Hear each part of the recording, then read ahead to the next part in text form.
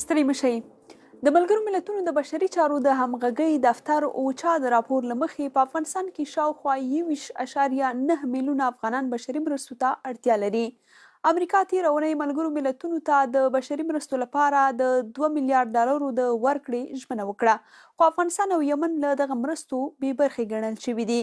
پاکستان سره د سوداګریزو لارو تړل کېدل او له دغه هیواده د افغان کډوالو په ډیر شمیر ستنول بل هغه ستونزه ده چې د افغانستان اقتصاد او وګړي ورسره لاس او ګریوان دي.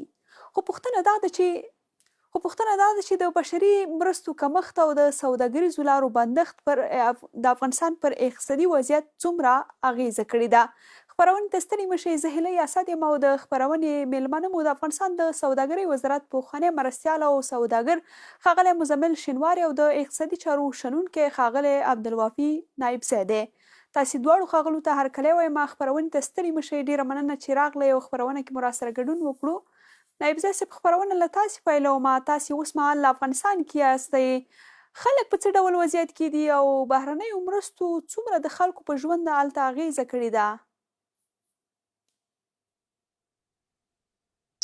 ستاسو د چینل او تلویزیون له لارې ټولو لیدونکو ته سلامونه او نیکې هیلې. پرته له شکه افغانستان غوندې یو هیواد چې تر ډیره پورې په 2 لسیزو کې په اصطلاح چې دا 3 لسیزه روانه ده په بیرونیو مرستو بالخصوص په بشري مرستو باندې یو متکي هیواد او اقتصاد په بشري مرستو باندې چلېدو او په یو ناڅاپي ډول باندې دا مرستې بندېدل او تر بل ترڅنګ یې په میلیونونو کسان هغه رسمي ارقام چې دي د 15 میلیونو څخه اوښتي دي دومره کډوال بیرته وطن ته راستنېدل. دا هم په اقتصاد باندې بوج دی، هم په دغه وطن کې به په اصطلاح اقتصادي فرصتونه به ورسره ځپل کېږي. خو یو شی چې اوس ما دلته درک کړی دی او حس کړی دی هغه یو قسم انګیزه د هغه افغانانو ده چې دوی کاروبارونو ته مخه کوي. یعنې دوی هغه نتیجې ته رسېدلي دي چې اوس وایي چې نور یې موږ ته نشي کولی او موږ یې باید په خپله باندې وکړو. زه په دې ورځو کې ډېر ځوانان ګورم چې دوی په خپله باندې کاروبارونه پیل کړي دي، نورو ته د کار زمینې برابرې کړي دي. خو یو حقیقت چې هغې څخه سترګې نشي پټېدلی هغه بیکاري ده، بېروزګاري ده او په لویه کچه باندې په دغه هېواد کې د ځینو فرصتونو کموالی دی. د دې څخه هېڅ سترګې نشي پټېدلی. خو یو څه چې په افغانستان کې تاسو ته هم بهتره معلومه ده کله چې ژمی را رسېږي ځینې فکټورونه داسې چې هغه سیزنلي لکه موسمي دغه د بېروزګارۍ کچه به تل په افغانستان د کال تر اول نه واله تر پایه پورې، خو کله چې ژمی راځي ورسره نو دلته بیا په اصطلاح هغه فیغان او چغې د خلکو زیاتې جګېږي ځکه ژمی په افغانستان په نیم افغانستان کې چې سخت دی ضرورت یا اړتیاوې هغه بنسټیزې اړتیاوې چې دي خلک ورته په اصطلاح اړتیا لري او نشي کولی چې هغه پوره کړي. نو په کل کې وضعیت داسې نه دی چې موږ ووایو چې ولا 100% حالات دې دلته خراب وي ځکه دا موږ دپاره کومې نوې تجربه نه ده او پخوا هم دا ستونزې تکراري وي او داسې حالات هم نه دی چې موږ ووایو چې افغانان بیخي مرفه ژوند لري او نه دا راپورونه چې دي ناسم بللی شو موږ. نو یو حالات دی چې په اصطلاح کش و ګیر روان دی، پنجې ورسره خلک نرموي، خو یو څه بحثونه پې کېدلی شي چې څنګه موږ کولی شو دغې لارو څخه په لنډ مهال کې، منځ مهال کې او په اوږد مهال کې په هغه حل باندې سړی بحث وکړي. یعنې ستاسې په باور خلک اوس دې نتیجې ته رسېدلي دي که نن وي که سبا وي مرستې یا بندېږي یا راځي، تکیه هغه د تکیې هغه انګېزه کمه شوې ده، همداسې؟ ګورئ ښاغلې هیلۍ، موږ عموما دغه ټولنیز شعور کچه دا ډېره مهمه ده، هغه که په هر برخه کې، هغه که په فرهنګي کچه وي، که په سیاسي کچه وي، که په اقتصادي کچه وي، دا ډېره زیاته مهمه ده. زه د ځوانانو سره، د انسټیټیوشنو سره، د ځینې بنسټونو سره چې دلته ناستې لرم د دوی نه یې اورم، دوی نو اوس وایي چې مثلا دوی یو قسم ځان ته خپله انګیزه ورکوي دی چې که لږ کوچنی کاروبار مې تاسو شروع کړئ، په کاروبار کې ګټه ده، حکومت به تر کومه موږ ته وظیفې راکوي، موږ ته خو وظیفې نشي راکولی، ډالر خو بند شول، مرستې بندې شولې، لارې وتړل شوې. نو دغه د سوداګرۍ خوند بالخصوص په دغه لویو ښارونو کې چې زه ګورم هرات او مزار او کابل او د نورو لویو ښارونو کې ځوانانو د دې خوند څکلی دی اوسه او یو قسم هغه د ټولنیز شعور کچه د اقتصاد په برخه کې چې ده هغه لوړه شوې ده زما په اند باندې او دا یو ښه انډیکیټر بللی شو. خو تر څنګ د دې افغانستان داسې یو هېواد دی چې ځینې ناڅاپي اقتصادي پیښې پکې کېږي چې بیا زیانونه هم لري. مثلا دغه د پوله تړل کېدل د افغانستان سره د پاکستان د هم ځینې اغېزې لرلې او تر څو چې کاروبار خو په هېڅ صورت سره نشي بندېدلی، هغه که کوچنی کاروبار یې، که واردات یې، که صادرات یې، هغه د سمندر غوندې لاره ځان ته پیدا کوي او نو دې هم یو څه اغېز کړی دی، خو هغه نقطه چې زه غواړم چې ډېر فشار پرې وکړم راوړم هغه د په اقتصادي برخه کې، د کاروبارونو په برخه کې، د سوداګرۍ په برخه کې، نورو ته د کار پیدا کولو، ځان بوختولو په برخه کې، هغه د ټولنیزې کچې یو څه شور خوړلی دی، لوړه شوې ده زه ډېره چې مننه. ګورم. ډېره مننه. بیرته تاسو ته راځم. شینواري صاحب، تاسې هم ستړي مه شئ. د بهرنیو مرستو کمښت، سیاسي او اقتصادي بندیزونه او له پاکستان سره دا د ترانزیت او لویو لارو بندښت ستاسې په باور د افغانستان اقتصاد څومره زیانمن کړی دی او دا اوس مهال فکر کوئ سوداګر په څه ډول وضعیت کې دی او د افغانستان اقتصاد په څه ډول وضعیت کې دی؟ کتونکو ته په دې تیرو شلو کالو کې افغانستان په دې خارجي مرستو باندې ډیر زیات عادت شوی وو. د خارجي مرستو ته توقع د خلکو زیاته وه، خارجي مرستې هم ډېرې زیاتې راتلې افغانستان ته. دې نه وروسته که څوک دا توقع ولري دا د دنیا حالات بدلیدل او دا وضعیت بدلیدل چې هغه مرستې به بیا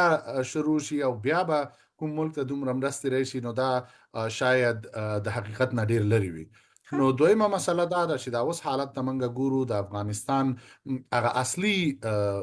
ښکارندوی دی په دې اساس چې افغانستان یو غریب ملک دی، غربت پکې ډیر زیات دی، د دنیا پیسو سره په دې تیرو شلو کلونو کې یو څه کار وشو یو څه ونه شو،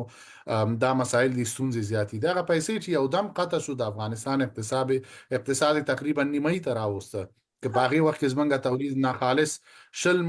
میلیارده یا 22 میلیارده ډالر او نو په 2022 کې دا تقریبا 11 ته اوس په ځینې ارقامو په اساس باندې د 14-15 میلیارده ده، یعنی تقریبا 8 میلیارده کمیدل.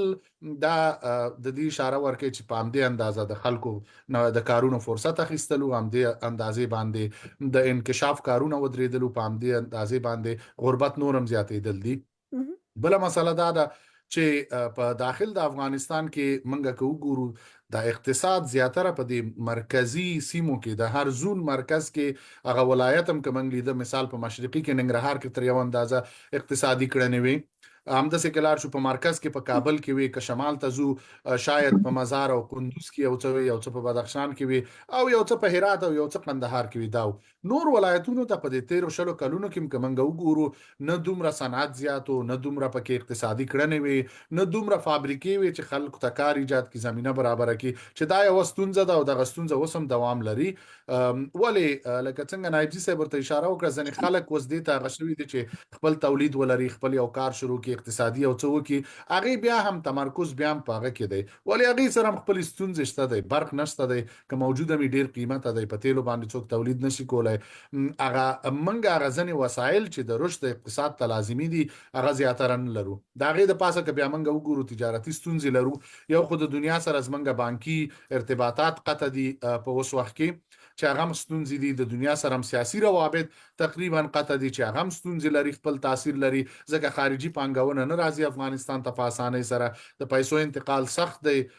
تجارت کې اوس موږ ګورو چې زموږ لارې تړلې دي د پاکستان سره، چې زموږ 50% تجارت یا د پاکستان سره او یا د پاکستان د لارې نه، چې د دې بندېدل بالخصوص په هغه مناطقو باندې چې د پاکستان سره په پولې پراته دي یا د فرضي خط باندې پراته دي،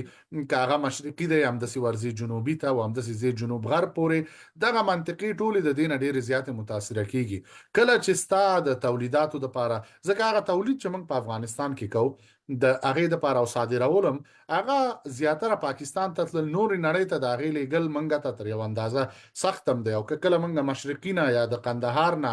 یا همداسې د لوی پکتیا نه موږ که دا لیږو د ایران د لارې نه، نو د دې قیمت موږ ته 2 چنده 3 چنده غورځي، چې په هغې اساس باندې هغه تجارت موږ ته ګټه نه کوي. داسې نه ده چې د پاکستان هم په دې کې ضرر نه دی، د پاکستان هم په همدې اندازه ضرر ګوري، ولې د هغوی ضرر شاید لږ زیات وي، ولې زموږ صادرات ډېر هغه دي. نو کله چې دا حالت وګورو، فشار په اقتصاد باندې راځي، اقتصاد وضعیت شاید نورم خراب شي، ځکه کومکونه مو درېدلي دي، تجارت هم ودرېږي، او اقتصادي کړنه په داخل د افغانستان کې هم دومره نشته دی چې هغه خلکو ته فرصت د کار پیدا کړي، هغه خلکو ته هغه لازم سہولتونه برابر کړي چې هغې په وسیله وکولی شي او څو پیسې لاسته راوړي. نو دې اساس ته که موږ وګورو نه، دا ستونزې شته دي. یو خو دا چې دا 2021 کې چې کله سیاسي بدلون په افغانستان کې راغی، طبعا اقتصاد هم یو ټکان وخوړه، پروژې وې، ګڼ مسایل و چې هغه یا ودرېده یا په اصطلاح نیمایي کچې ته راښکته شوه. اوس مهال چې دا کومې بشري مرستې کېدلې، زما اصلي پوښتنه دا ده چې د بشري مرستو یوازې خلکو ته هغه د څښاک او خوراک یا پوشاک وسایل برابرول، که فکر کوئ د افغانستان په اقتصاد کې هم رول ادا کولو، په سوداګرۍ کې، په راکړه ورکړه بشري مرسته که موږ عمومي وګورو په ټولې نړۍ کې بشري مرسته چې ورځي هغه د اقتصاد ماشینري ته دومره ګټه نه رسي. یو څه ګټه رسي ځکه هغه فابریکې چې مال تولیدوي، هغه فابریکې چې مثال وریجې غوړي یا هغه تاجران که د مال راوړي خارج نه، هغوی ته څه یو اندازه ګټه رسیږي، یو څه هغه دی. خو ولې دا داسې دی لکه هغه یو بار مصرفه دي، ټول ورځي یو ځل مصرفیږي. دغه پیسې که د اقتصاد ماشینري ته تللی او په دې باندې پروژې کېدلی، په دې باندې اقتصادي کړنې کېدلی، په دې باندې یو صنعت هغه کېدلی، دا به دوامداره مرستې وای. نو په دې اساس دنیا کې دا د بشري مرستو خپله یو د هغې یو بل تاثیر دی چې د هغه خپله یو مکمله یو غټ که ورته ووایو پروسه ده چې ټولې دنیا کې همداسې دی چې هغه یو بار مصرف پیسې دي، زیاتره په اقتصاد کې دومره رول نه ادا کوي. د افغانستان د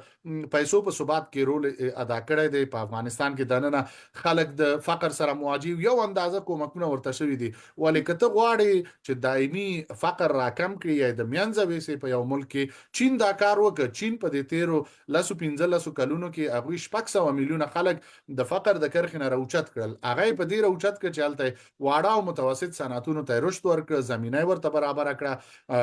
د اقتصادي فعالیتونو زمینه ورته برابره کړي او په اطرافو کې برابره کړي. داسې نه و چې تمرکز په یو ځای کې و. نو کله چې موږ د حالات ته وګورو، بشري مرستې اقتصادي ماشینري په مخ نشي بیولای. اقتصادي ماشینري په اقتصادي پروژو باندې او په تولید باندې پرمخ ځي. ډیره مننه. نایب ځای صاحب، د شینواري صاحب خبرې تاسې واورېدې، دوی دا د یو بار مصرف اصطلاح وکاروله. افغانستان کې په تیرو 20 کلونو کې هغه وخت جګړه هم وه، ډېرې زیاتې بشري مرستې کېدلې، مؤسسات و، ګڼې پروژې وې. دا اوس هم بشري مرستې په دا تیرو شاوخوا 4 کلونو کې کافي اندازه شوي دي. فکر کوئ ولې په عامه کچه یا په حکومتي کچه ولې له دغه مرستو هغه څنګه چې په کار و استفاده ونه شوله؟ مثلا کاروبارونه، شرکتونه یا داسې یو سیستم چې هغه په اوږد مهال کې خلکو ته ګټه ورسوي. ګورئ، کله چې موږ د ملي اقتصاد بحث کوو، د ملي اقتصاد بحث کې یو انډیکیټر یا هغه فیکټر چې دی هغه د نړیوالو مرستو بحث دی. او نن خو موضوع بیخي بشري مرستې دي. کله چې د نړیوالو مرستو بحث راځي او هغې سره بیا په څنګ کې د ملي اقتصاد د رغېدا بحث راځي، دا سره دلته لږ جنجالي مسایل دي. په تیرو 20 کلونو کې غټه مسله چې وه هغه د ملي اقتصاد ته کمه توجه وه. ټوله مرسته چې وه، تکیه چې وه په اصطلاح، ټوله اتکا چې وه هغه په بشري مرستو باندې وه. او دغه بحثونه چې ملي اقتصاد څنګه ورغېږي، اوږدمهاله 15 کلن او 10 کلن پلانونه باید څنګه وسي، یا دغه پروژې چې نړیوال تطبیقي د دې هغه سسټینبلټي او ثبات باینده کې څه وي، وخت کې چې دا پروژه ختمیږي، دا پروژه به آیا بیا دوام کوي که به نه کوي. نو داسې څنګه چې شینواري صاحب ویل، لکه یک بار مصرف، دا پروژه به چې ختمه شوله نو هغه سسټینبلټي به ورسره د منځه لاړه. خو هغې دورې باندې ځکه بحث نه کوو چې هغه وختونه اوس تللي دي. اوس وخت کې چې د بشري مرستو خبره راځي، اغلې هیلۍ، نو په ټوله دنیا کې د دې بشري مرستو بحران دی، نه تنها افغانستان. کله نه چې د امریکا په سیاسي رهبرۍ کې بدلون راغلی دی، یو قسم د بشري خیریه سازمانونو یا هیومانیټیرین ارګنایزیشنز چې دي، د یو قسم شور خوړلی دی. د دوی په ټوله نړیواله بودیجه کې تغییر راغلی، په ټولو هیوادونو کې دوی پروژې کمې کړي دي، ډاون سایزنګ یې کړی دی. اوس که د افغانستان زما په نظر باندې لکه څنګه چې مخکې ما ورته اشاره وکړله، اوس فکر باید داسې وشي چې په افغانستان باندې بشري مرستې مکمل قطع دي. او که دا بشري مرستې راځي، نو زما توصیه بیرته دا ده چې دا بشري مرستې لکه څنګه چې په تیرو کلونو کې مصرفېدلې، هغسې باید مصرف نه شي، بلکې د مسؤلینو لخوا دې ته یو لوړ شرایط کېښودل شي. په اصطلاح پخوا به داسې و چې زه دا خبره واضح کړم، مؤسسه به راتلله، یو نړیواله اداره به راتلله، پروژه به یې خپله ډیزاینوله. کله چې به تطبیق کېدلو نو هغه به د حکومت سره مربوطه وزارت، که وزارت استعمامه وه، انکشاف اتحاد، د سوداګرۍ وزارت، هغې سره به طرحه شریکېدله، هغې به پرې نظر ورکوه، دا به تطبیق کړو. یو قسم یعنې دا مرستې چې وي مشروطې وي، یعنې کنډیشنل وي. زما په نظر باندې اوس که دا مرستې داسې تطبیق شي، ځکه موږ د دې ولس خلک یې، دغه حکومت چې دلته کار کوي، یا ځایي خلک چې هلته څوک دي، څوک چې ځوانان دي، طرحې باید د کمیونټي نه راشي، طرحې باید د ولسوالیو نه راشي، طرحې باید د هغه وروسته پاتې ولایتونو نه راشي چې هلته څه شی ښه نظر ورکوي. مثلا که په لوګر کې اوس یو څوک بحث کوي او ته ورته وایې چې ته په دې لوګر کې زعفرانو کره راځه د دې فیزیبیلیټي سټډي وکړه او دا وکړه په دې باندې وخت ضایع کوي خو په لوګر کې چې دی هلته خپل یو بل پوټینشل شته دی چې مثال هلته به سونزله کېږي هلته به مړه کېږي هلته به غلې دانې ښه کېږي نو زما په نظر باندې که بشري مرستې راځي دې دپاره یو داسې فریم ورک جوړ شي البته د مسؤلینو له خوا نه چې دغه کاري طرحې یا د دوی د پروژو طرحې هغه په هره برخه کې هغه که د اوبو د مدیریت په برخه کې که د کلایمټ چینج په برخه کې نو طرحې باید د کمیونټي نه راشي ځکه یو ډېر غټ هغه لیسن لرن یا درس چې موږ تیر نه واغوستو هغه دا و چې موږ د ځینو نورو هیوادونو طرحې هلته تطبیق کولې چون زه په دې برخه کې عملاً پاتې شوی وم د بانک جهاني سره مثلا د بنگلاديش طرح راتلله چې بنگلاديش کې ښه نتیجه ورکړې هندوستان کې ښه نتیجه ورکړې هغې هم پوهاوي باندې ډېرې پیسې مصرفېدلې خو آخر کې چې اوس ګورو هېڅ شی هم پاتې نه شوله نو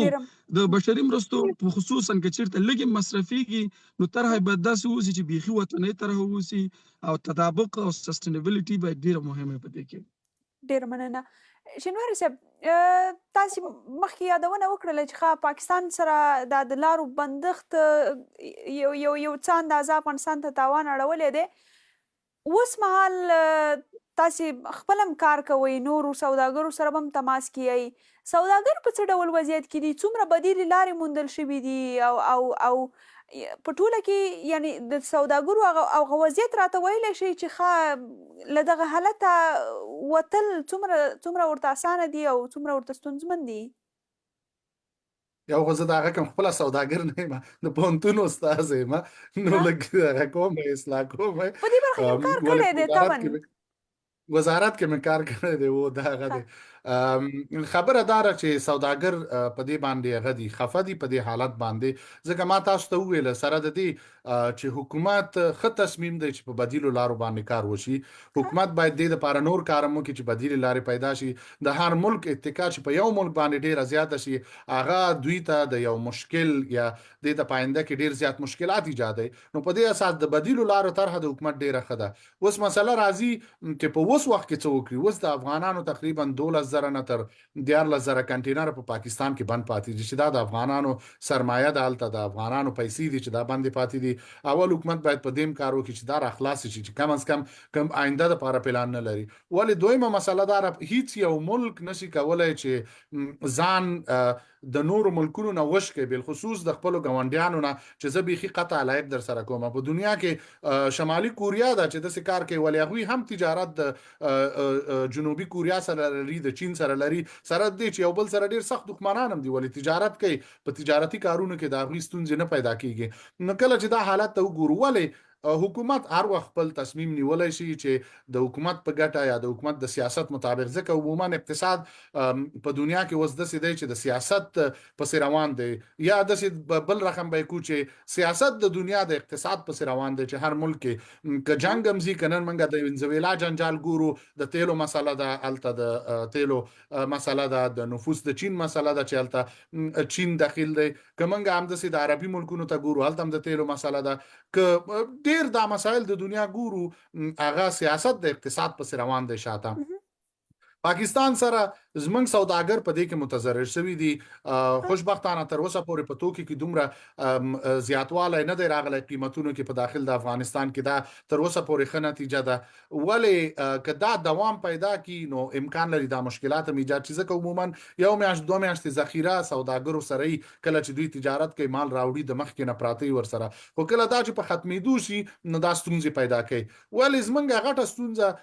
زه همیشه دغه کومه چې زمونږ ترانزیتي لاره ده ترانزیتي لارې موږ دوه لرو بهر ته د ایران لرو او پاکستان لرو ایران باندې د نړۍ تحریمات دي وضعیت همیشه کله جنگ کې د تیر 2 کلونو کې خو حالات داسې و چې کله جنگ کې کله په هغه کې ولې تحریمات ور باندې دي بله د بحري لاره زموږ صرف د پاکستان ده چې د پاکستان لاره هم بنده شي او په ایران کې هم داسې حالات دي نو موږ نورو ستونزو سره مخامخ کیږو ځکه هغه مالونه چې د ایران د لارې نه راځي هغه هم کمیږي تدریجي ځکه چې کله جنگ شروع شي کله چې هغه ثبات سیاسي ثبات په یو ملک کې نه د هغې لارې نه باندې تجارت کول ډیر سختيږي نو تاثیر په افغانستان باندې په اوږدمهاله باندې زیاتیږي وو شرایط پاکستان سره باید بحث وشي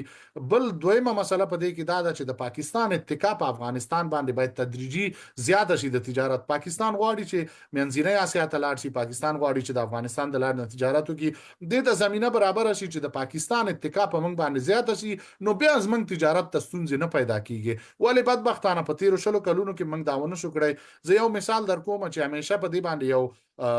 مشکل به په حکومت کې چې پاکستان تمنګه د تیلو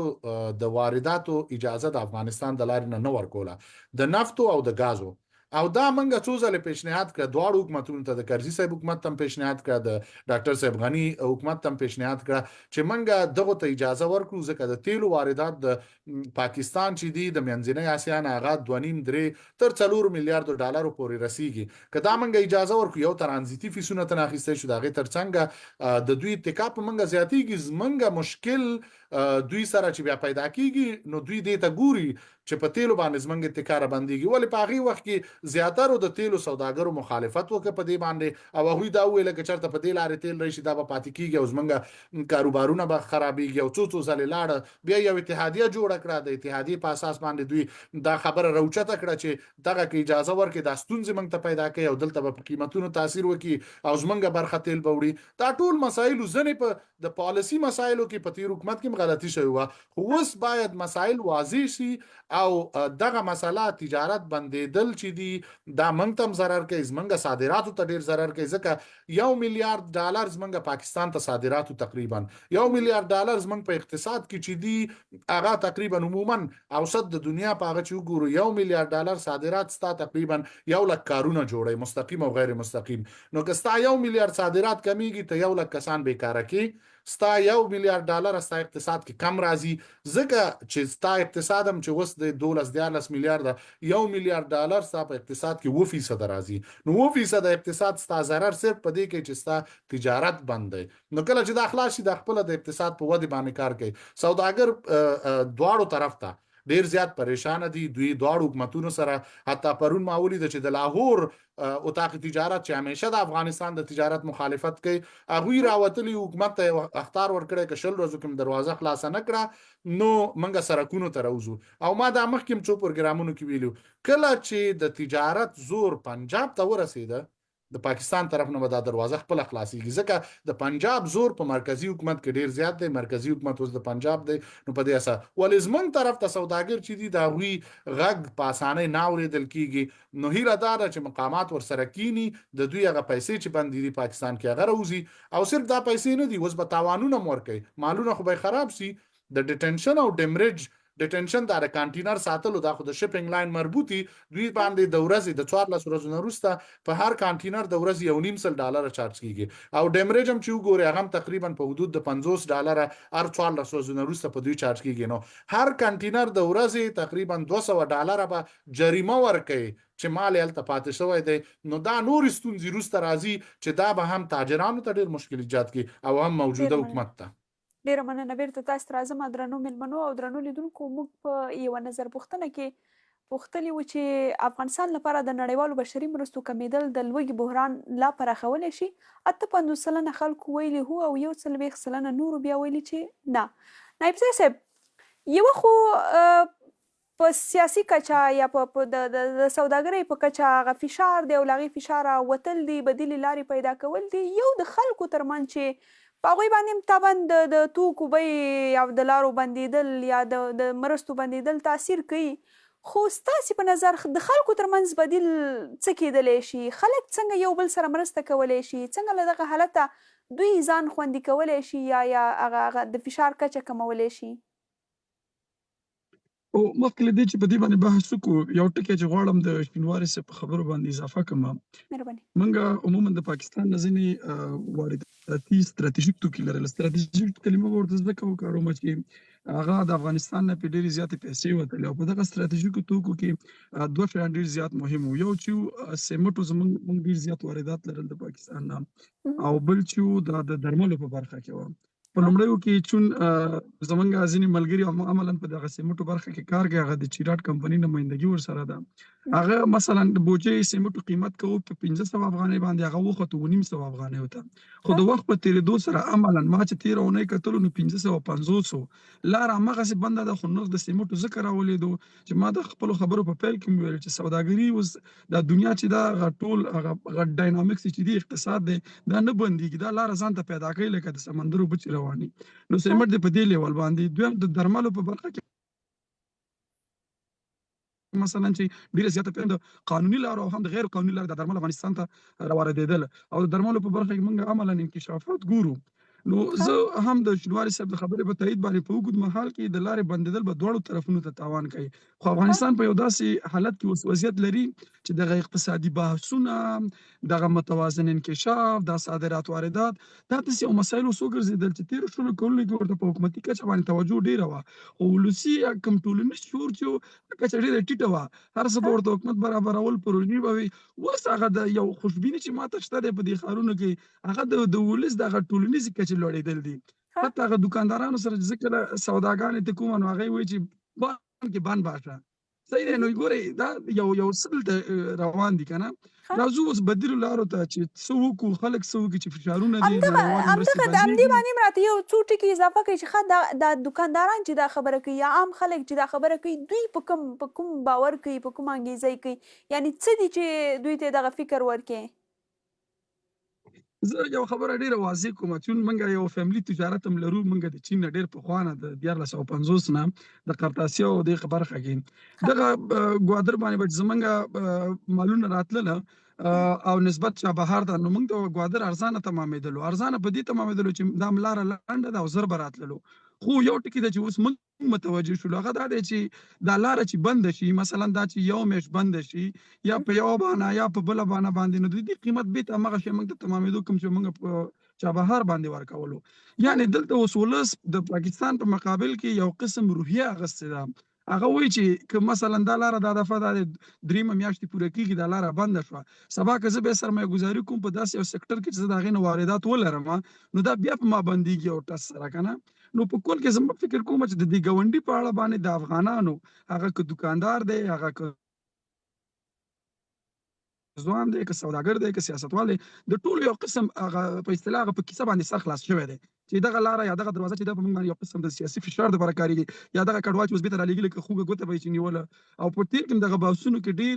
کېدل چې دا کډوال باید راشي، اولې که اخرې دی به راځي، دغې لارې سرنوشت باید معلوم شي، اولې که اخرې دا باید معلوم شي که نه. نو زما په نظر باندې هغه د ټولنیزې کچه لوړېدل او د دوی په مقابل کې چې کومې پالیسۍ وي، چون دا میډیا د ورځو کې ډېر زیات رغنده رول لوبوي او بحثونه کېږي د ایلیټس او د دغه نخبګانو لخوا، نو دا د شعور کچه لوړه شوې ده. نو او بل د افغانانو په منځ کې څه کول پکار دي، نو زه به دا درته په 3 برخو زما په نظر باندې 3 برخې ډېرې مهمې دي. مهرباني لنډو کې راته ووایئ ځکه خپرونې وخت را سره کم دی. مهرباني. په حکومتي کچه د پالیسیو بحث دی چې شینواري صاحب ورته اشاره وکړه. پالیسي باید روښانه اوسي، واضح اوسي، په ړندو سترګو باندې باید دې سره بیا تجارت، سوداګري لارو پرانیستل دا باید ونشي، قوي تضمینونه.